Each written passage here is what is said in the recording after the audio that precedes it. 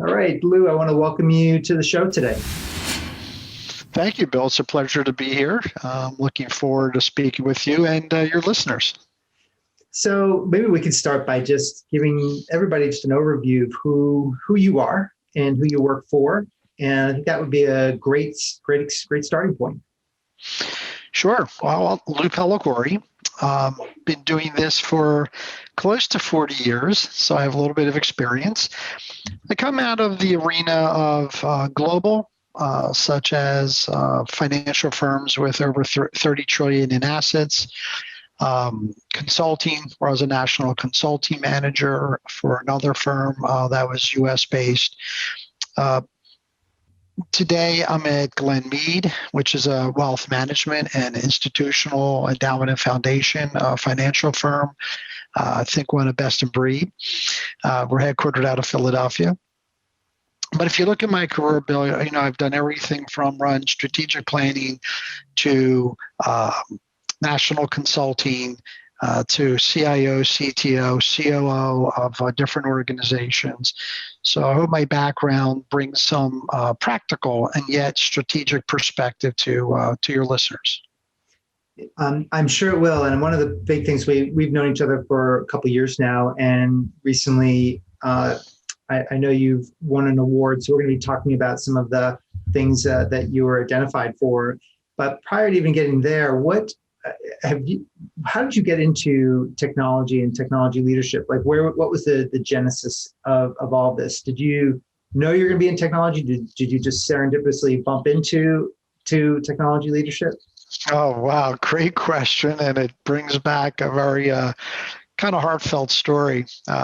Again, I've been doing this for quite a while. So back in the day when this was not in vogue, my father, came here from Italy when he was 29. So I'm coming out of high school, not really sure what I was going to do, had no clue, but he came here so I'd have a better life. So I knew I was going to go to some college. So he looked at me one day and said, "So Luke, Luigi, what do you want to do?" And I said, "Dad, I don't know." He said, "There's these things called computers at work." He says, "I think they're going to be a big thing." He says, "Maybe you should try that." I said, "Yeah, I will." So that June, I registered for summer school at a college near us, and I went and took my first programming class, and I absolutely loved it. And here, many decades later, I live every day. It's in my DNA, and somehow my father changed my life with that one statement. So that's actually how I got into the industry. That's great. I love that. I love that. That's many of us come from my grandfather came over from Ireland, and so it's interesting how some of I'm not first generation, but pretty close to it, and so it's interesting how we can get influenced by just by our parents and our grandparents. Yeah, absolutely. Yeah, they definitely live within us. That's a beautiful thing. Now, have you had any mentors through either early in your career or mid-career, or that were really helpful for you as far as getting started early on that you can think of? Yeah, actually, there was a gentleman. His name was Kent. Just an extraordinary person, and I define him as extraordinary because his self-confidence and his persona was so ahead of his time. Today, some people would call it, servant leadership, where you kind of work for your team and you put them first and you empower them and et cetera. Well, Kent was doing this, 30 years ago. And I remember being in a meeting, and this was one of the most powerful things I learned as I was becoming an early manager back then. We're in a meeting and there's his peers and people even more senior. And at the time, Kent was running strategic planning and advanced technology. And I was, in that group. So as this vendor is presenting this new next and best technology, they're all talking right to Kent. Like they're literally not talking to the rest of the room, right? So Ken, all of a sudden, after about 30 minutes of watching them, giving him about 70% of the attention, he pushed back from the table and he looked at them and he looked at me and he said, "If I were you guys, I'd be talking to him because I'm pretty much going to do whatever he tells me. And he was pointing to me. And my heart started pounding, like, oh my God, like I'm on the spot now. But I felt so honored that his peers and more senior people in the room, and he had the confidence to redirect this entire conversation, not to them, but to me, because he understood my competency in this particular area. That deflection and self-confidence and promoting people visibly and empowering people has stayed with me my entire career. And the way he respected people and his listening to his people were some of the greatest treasures I took with me over my journey. Have you ever stayed in touch with him over? We stayed in touch for probably 30 years. Every year, not this pandemic year, but we get together for a dinner. We chat, we email. So yeah, we absolutely have stayed best friends. And he's retired now many years, but just an incredible mentor. It's amazing some of the influences that mentors have had through the years. So that's a great story. Do you find that the servant leadership model, you clearly you and your mentor embodied that without calling it that? Is that something that you've taken to heart now as well? I have. Coming to Glenmede, and actually all the careers I've been through, and they, like I said, it was multiple very large financial organizations having hundreds and hundreds of people on my team that I had the pleasure to work for. I remember every position I ever took within the first couple of weeks, I had a town hall to introduce myself, and I would say, I don't want you to have to figure me out. I'm going to tell you who I am, what matters. Here's my 5 principles, blah, blah, blah. And at the end of the day, you need to take accountability for your career. I work for you, so I hope you have the confidence to lead as though you're an entrepreneur responsible for a portion of the business. And based on the culture and based on my predecessor, you would see some people looking confused. And because that wasn't as popular back in the day. And even when I came to Glenmede almost 9 years ago, it was one of the first things they said to these team. And I would say for about the first 5-6 months, they would be in my office daily saying, can we do this? What do you think? And I remember looking at them one day and saying, guys, you could always come in my office. It's an open door, but why do you guys come in like every day and ask me these things? Like, you know the answers, you're empowered. Oh, we weren't allowed to do this before. And you're kind of freaking us out a little bit because, you're telling us to make these decisions. And I remember saying, look, if the decision is self-interest, if you're making a decision of self-interest, then I will not necessarily support you. But if your decision is grounded on what is best for our shareholders, our colleagues, the growth of our business, our clients, our safety and soundness, then no matter the outcome, I will support you because your intent was for all the right reasons. It's that simple. And now this team has emerged. I think they're an A team and they just execute. And we meet every week, 30-minute one-on-one, and we have a staff meeting so they could all come together, look around the table as a family, talk to each other, see where their challenges are and how they can help each other. And we've done some really incredible things. So the intent is the main thing related to that is what's the core grounding of the intent that you're really looking to help folks make their decisions based on. That's right. Yeah, if it's grounded on almost any positive outcome, but achieving self outcome, like I did it because it made me look good. I did it because I wanted visibility, and the decision turned out to be not a good one, then that's not okay. But if their intent was good and it's demonstrable why it was good, then I will always have their back and we'll figure out how to move forward from there. So it's really that, to me, it was that simple, is know your intent.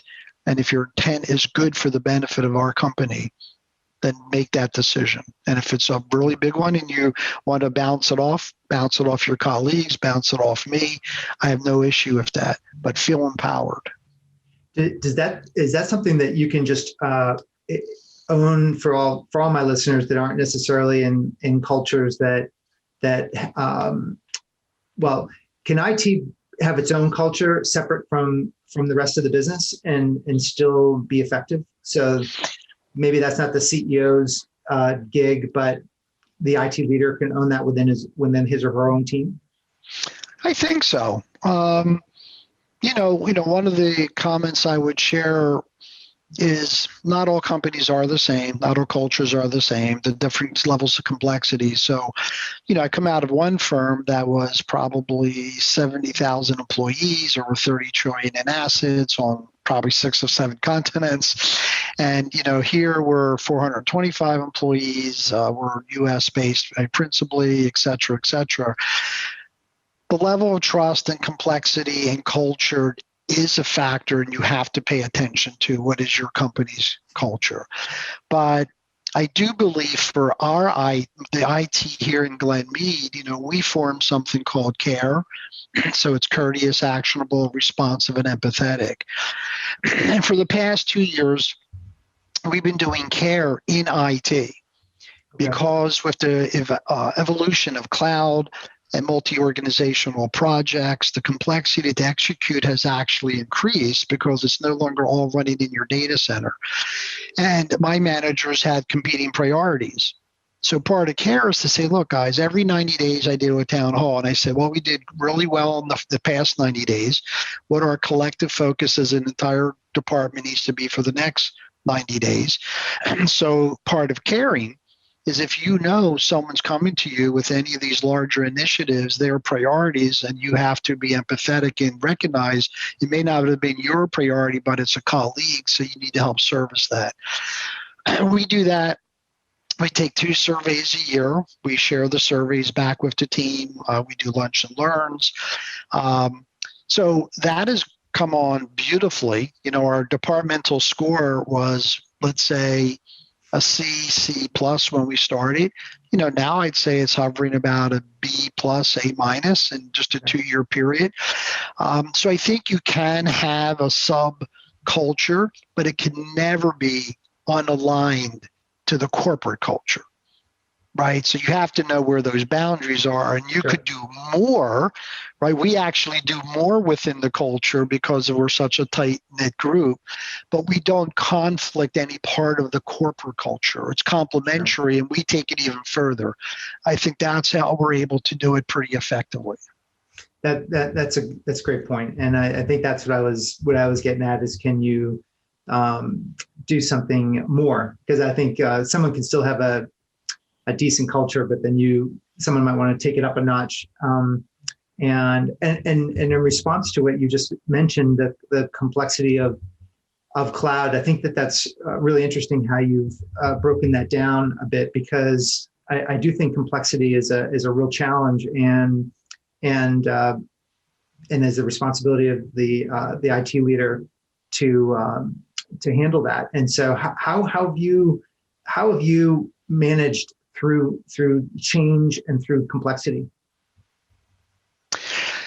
So for us, it comes down to, how would I say it? Organized but lightweight governance, right? So you do want to have governance that supports the concept of agility, but it also empowers, but it has guide rails, bumper rails, like for when you were bowling, when you were a kid, right? You could never get a poodle because they kept you in there. You may get a lot of ones, but you're kind of knowing you're going to get something on the scoreboard. So for us, it came down to just 2 concepts of governance. One is we have multiple digital platforms. So there's an investment digital platform concept for trading, portfolio management, compliance, et cetera.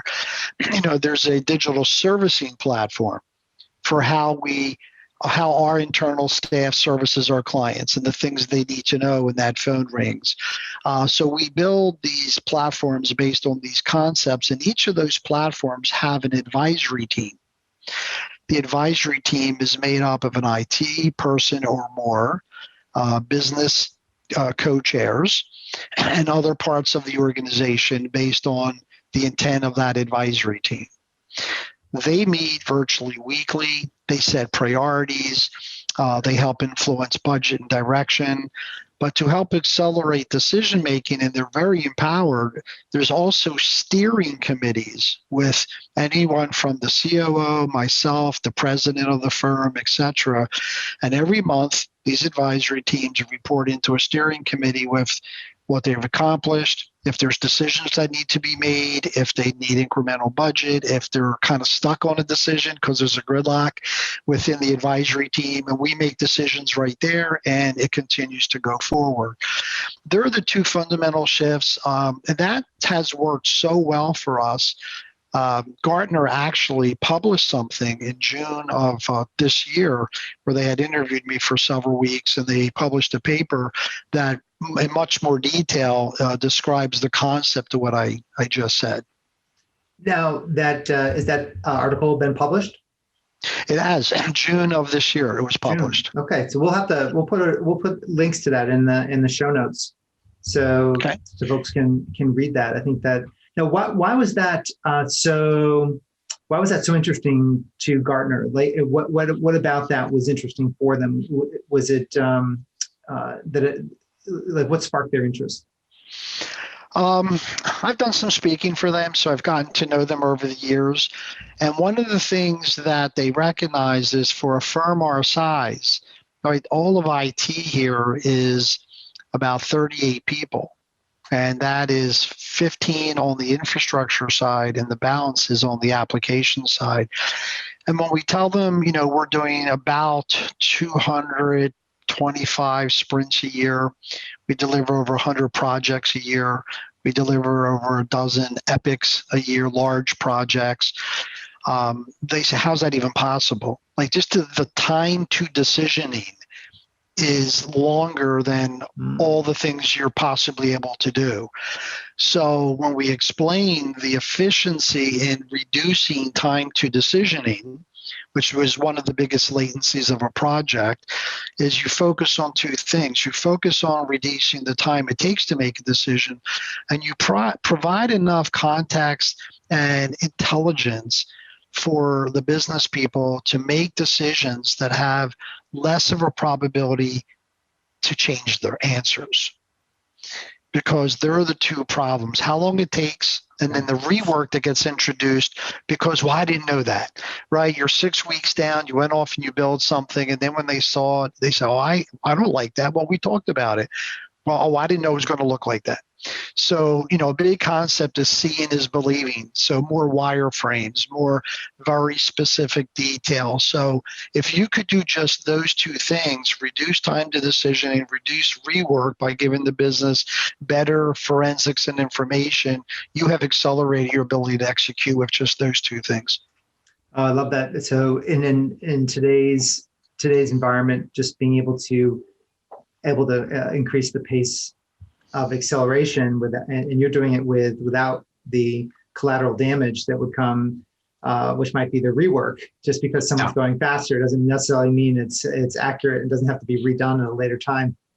That's right. And and believe it or not, it is holding people accountable, right? I mean, when you relinquish power, right, that's the other concept I've shared in the past with my team, is part of giving your power away is allowing people to make decisions and allowing them to learn and think about what is the type of information I need to make a decision. And once I make it, unless it's a materially wrong answer, you're accountable to keep moving forward, right? Unless it would be a bad decision, obviously, right?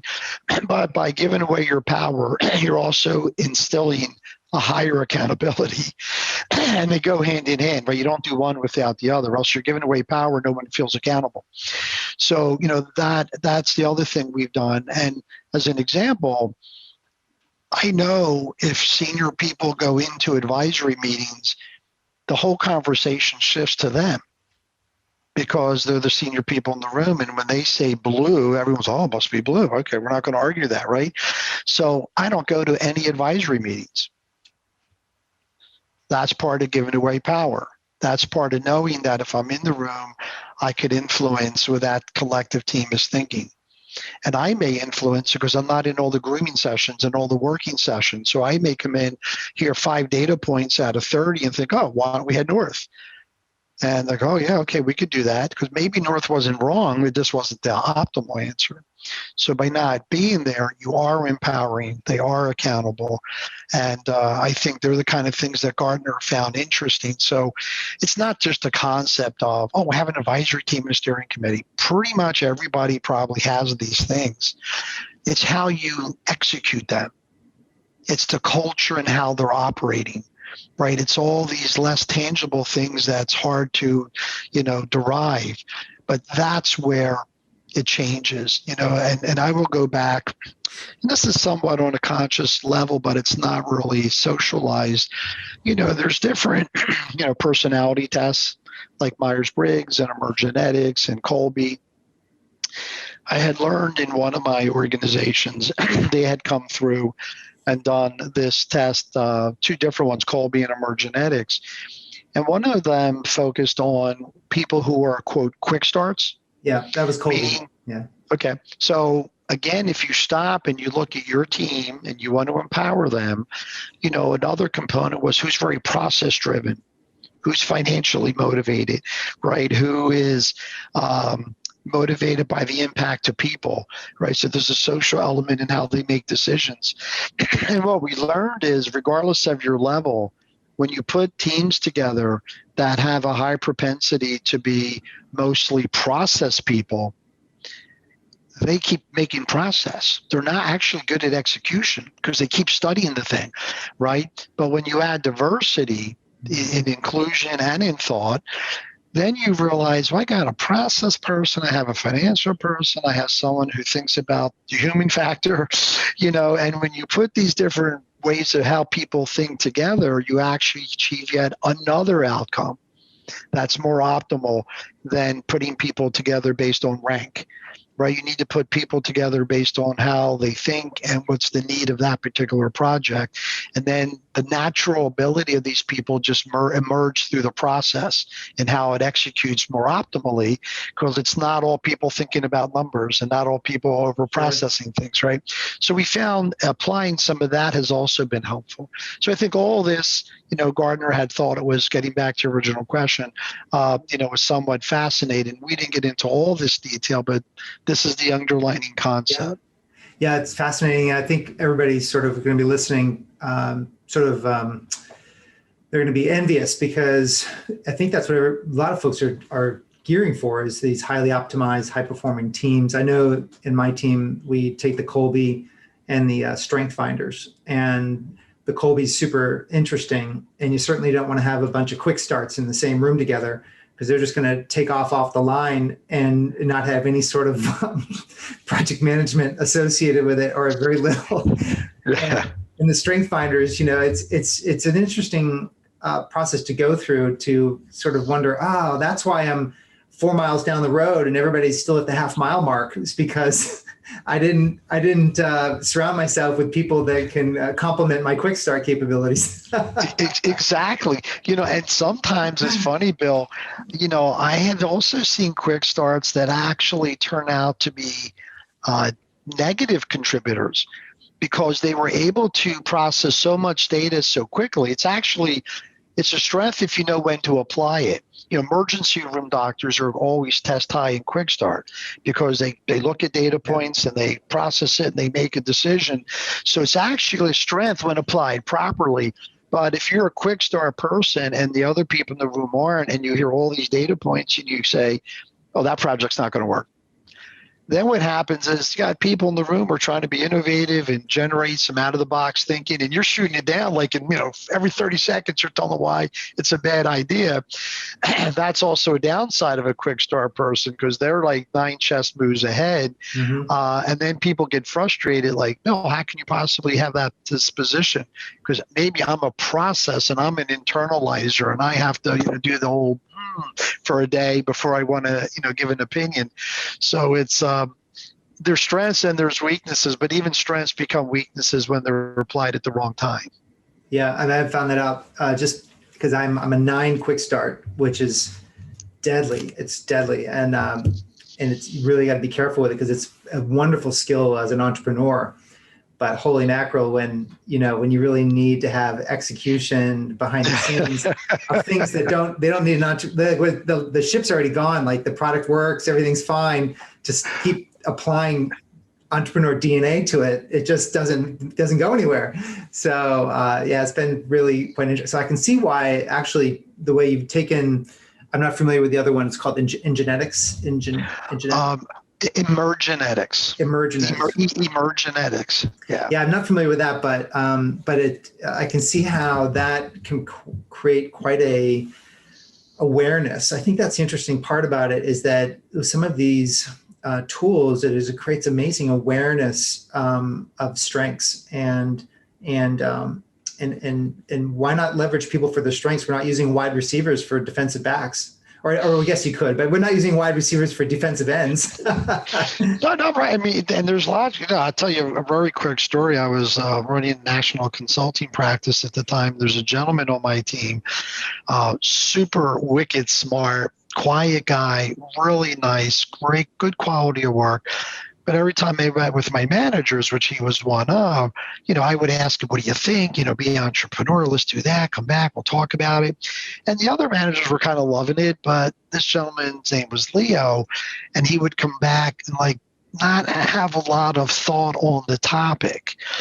So we happened to take this emergenetic test. The people call me like a week after the test and said, we need to talk to you. We're like, why? Yeah, what's wrong?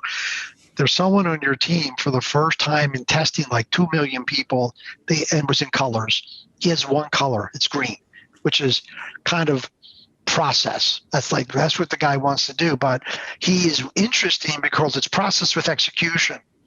And I said, what does that mean? They said he wants to be told what to do, but then he'll do it really great. He doesn't want to decide what to do. And I said, oh my God. I said, this gentleman comes out of the military for probably 20 years. So I called in my office. I said, Leo, the company, Emergenex company just called me. They gave me your score. This is what it is. This is what it means. And it suggests this, that you would actually rather me not ask you to be innovative and do this and do that, but say, hey, Leo, I need this room painted maybe a light color by Tuesday by 3. And then you'll just go off and do it. He went, yes, that's exactly what I want. I went, oh my God, you just had to tell me this. And from that day forward, anytime I really needed something done, I said, Leo, boom, boom, boom. And he would go off and get it done. But up until then, I was always struggling because I didn't know why, he didn't like this empowerment. It just wasn't how he was wired. Wow. So you have to, if you do the test, you do have to use it or else, it doesn't have any value. And that's just another small example where applying that perspective of a person, his happiness went up and his output went much quicker because I was better at being more direct with him. And that was exactly what he wanted to do. He didn't want me to tell him how to do it. He just wanted me to give him the task. And then he would figure out how to get it done. So it's very interesting. Yeah, those little keys can just unlock. They can be little unlocks that create a lot of momentum and enablement. So that's it's really cool. I didn't know that you guys went that deeply on that, but it's really, really, really neat. As far as just switching gears just a little bit, with you, a lot of your business is obviously you're running a highly. I mean, you get audited and you have compliance that you have to pay attention to. So you're not just putting stuff in the cloud just to run it. I mean, you actually then have to secure it, and then you have to prove you've secured it. And then you have all these different vendors now with shared responsibility. How do you, when you take a step back and look at that, how do you approach it? Do you rank order people by risk, or how do you make it easier? So we have about, if this is too much detail, please, recalibrate. But we have about 300 vendors, 70 that are important, and about 33 that are critical. Okay. So we spend a proportionally much higher effort on the 33 that are critical. Everything from contract language, indemnifications, pass-through indemnifications, because of the 33, almost 100% are cloud and ASP. So 90% of our projects are hung off those 33 platforms. So it's always multi-organizational projects. Project management is obviously a whole different skill set. You need to rethink. Someone running a project that's touching 6 companies versus running an internal project, it's a very different skill set. But from a security and a risk perspective, and I'm going to do a safe harbor. I'll mention certain platforms, but this is not an endorsement of them. I have to say this is just my own opinion. It was called Vendminder, and it's used to do vendor management. We put a whole bunch of statistics about the platform. This vendor looks in the dark ice and the white ice of the iceberg about them, from financials and restructuring and organizational changes. And then there's a very heavy footprint on cyber and their SOC 1, SOC 2, ISOs, SSA 16s, 18s, et cetera. So we spent a lot of time looking into the detail of all of that. And then on some of those vendors, we have agreement contractually that we could actually hire our own cyber specialists to do pen testing in the cloud on their platform going to our instance. The agreement is we give them the report, and it's only need to know internally. And that has worked out wonderfully. Both sides have learned things. But for our security posture, because for us, for all intent and purpose, our network is the data center, right? If you think that I'm connected to 33 critical platforms around the country, the network is the data center, and we posture ourselves as such. So for us, we have, for a firm our size in particular, we do weekly vulnerability scans across thousands of devices and endpoints. We have, IDS, IPS, paired different technology firewalls. We have machine learning technologies. We have biometrics, web filtering, 3 different levels of DLP for cloud, FTP, email, et cetera, et cetera. So we have a really heavy arsenal of technology laid across our network and our server infrastructure right out to our partners. So that's one way we stay relevant and try to stay safe and sound.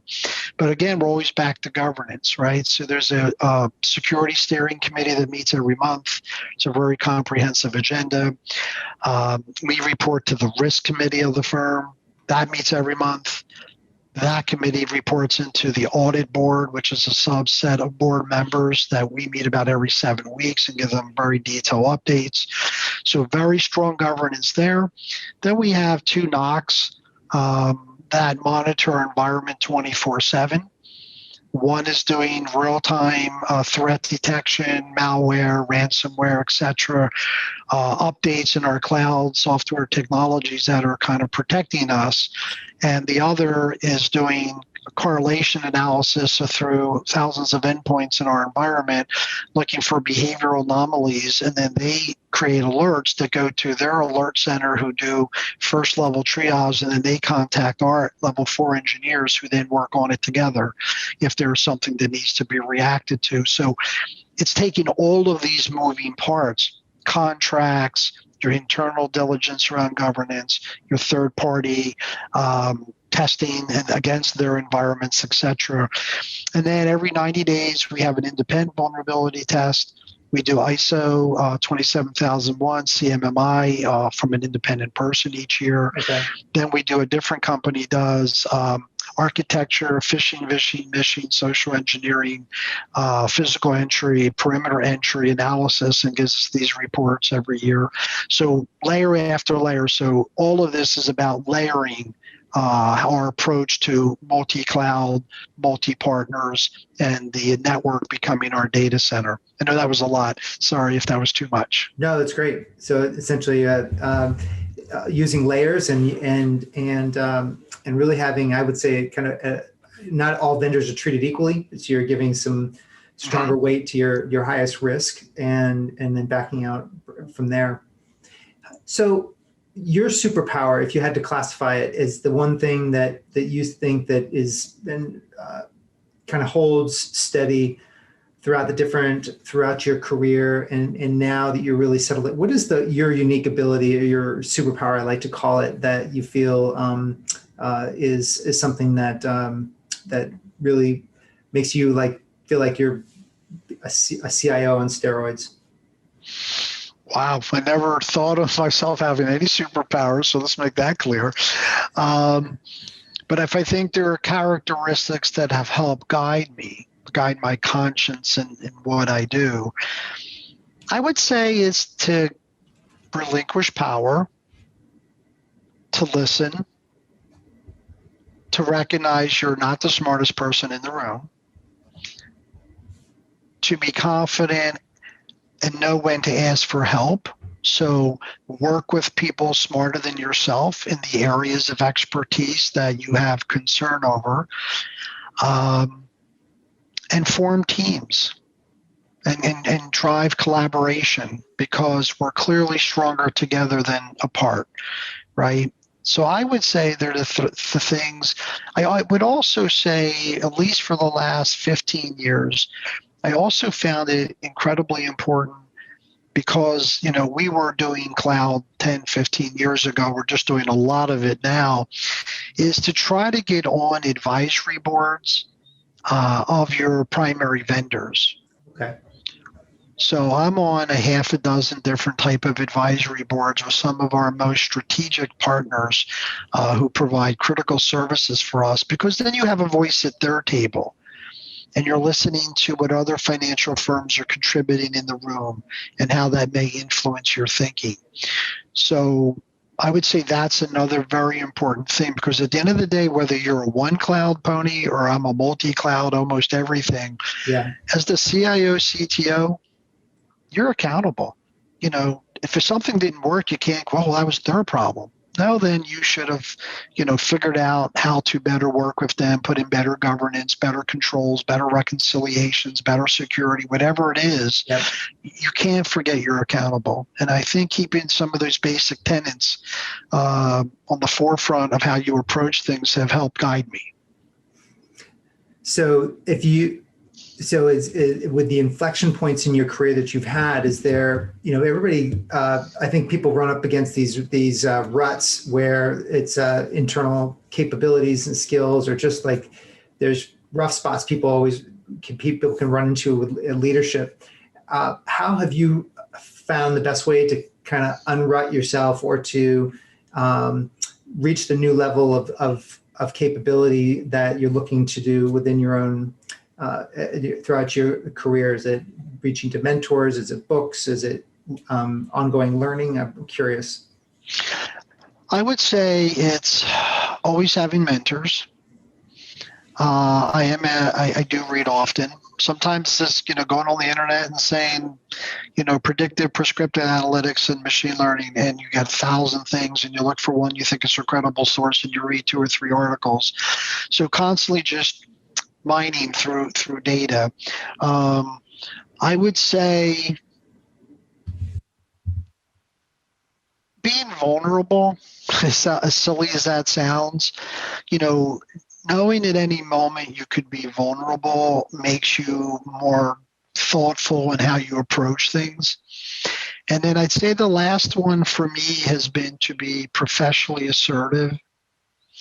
And that means to get through the complicated times and where those barriers are, you can't be submissive, right? You can't be I need everyone to like me, because then you're just in a submissive role, and I'm not really quite sure you're acting as a leader, right? Leaders are about forging change and going to places that you believe are the most important for your firm, but may not be the most popular in that moment. And sometimes it's the right idea at the wrong time. Sometimes it's the right idea, but you're not selling it, right? So trying to figure out how to be professionally assertive, selling your ideas, transparency, and vulnerable in truth.